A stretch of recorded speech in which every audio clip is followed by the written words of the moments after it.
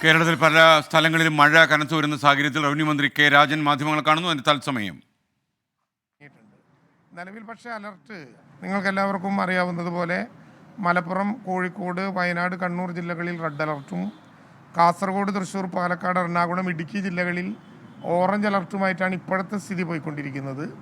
വലിയ ക്ലൗഡ് ഉണ്ട് എല്ലായിടത്തും, എന്നാലും മഴ നേരത്തെ കണ്ടതിൽ നിന്നും ദുർബലമാവുകയാണ്. വടക്കൻ മലബാറിൽ ഇന്ന് വൈകുന്നേരത്തോടു കൂടി മഴ കൂടുതൽ ശക്തിയാകും. നാളെ ഏതാണ്ട് ഈ സമയം വരെ അത് തുടരും. അറബിക്കടലിലേക്ക് അത് പോകും.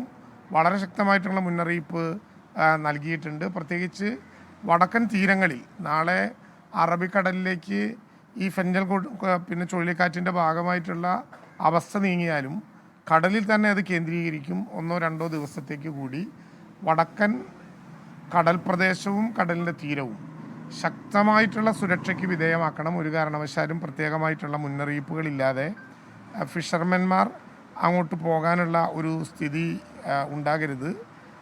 നിലവിൽ മധ്യ-വടക്കൻ ജില്ലകളിൽ സാമാന്യം നല്ല ഇടത്തരം മഴയാണ് ഇപ്പോൾ രേഖപ്പെടുത്തി വരുന്നത് എന്നുള്ളതാണ് നൽകിക്കൊണ്ടിരിക്കുന്ന ഒരു വിവരം. അപ്പോൾ സ്വാഭാവികമായിട്ടും വടക്കൻ കേരളത്തിൽ, പ്രത്യേകിച്ച് കർണാടകയുടെ അതിർത്തിയിൽ ഒരു ഡിപ്രഷൻ ഉണ്ടായി, ഒരു തീവ്ര ന്യൂനമർദ്ദമായിട്ടിപ്പോൾ അത് മാറിക്കഴിഞ്ഞിരിക്കുകയാണ്.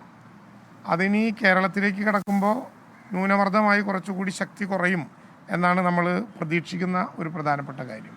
സുരക്ഷയുമായി ബന്ധപ്പെട്ട എല്ലാ ക്രമീകരണങ്ങളും കേരളം നോക്കി. NDRFൻ്റെ 4 ടീമുകൾ ഇപ്പോൾ തന്നെ കേരളത്തിലുണ്ട്. അതിൽ 2 ടീമുകളെ പൂർണ്ണമായിട്ടും ശബരിമലയിലെ തീർത്ഥാടനം കൂടി പ്രമാണിച്ചുകൊണ്ട് ശബരിമലയിൽ തയ്യാറാക്കി നിർത്തിയിട്ടുണ്ട്. നമ്മുടെ കയ്യിൽ ITBPയുടെയും CRPFൻ്റെയും BSFൻ്റെയും അതുപോലെ തന്നെ ആർമിയുടെയും DSCയുടെയും ഒക്കെ ടീമുകളുണ്ട്. വിനിയോഗിക്കേണ്ട ആവശ്യം ഇപ്പോൾ വന്നിട്ടില്ല. പക്ഷേ വടക്കൻ കേരളത്തെ കേന്ദ്രീകരിച്ചുകൊണ്ട് അതിനെ വിന്യസിപ്പിക്കാനുള്ള ശ്രമമാണിപ്പോൾ നടന്നുകൊണ്ടിരിക്കുന്നത്. ക്യാമ്പുകൾ 2 ക്യാമ്പുകൾ മാത്രമേ ആരംഭിച്ചിട്ടുള്ളൂ. പക്ഷേ എപ്പോഴും ക്യാമ്പുകൾ ആരംഭിക്കേണ്ടി വന്നാൽ ആരംഭിക്കാൻ കഴിയും വിധം ക്യാമ്പുകളായിട്ടുള്ള നിശ്ചയിക്കപ്പെട്ട സ്ഥലങ്ങളിൽ വീണ്ടും പരിശോധന നടത്താനും ഒരുക്കങ്ങൾ നടത്താനും നിർദ്ദേശം നൽകിയിട്ടുണ്ട്.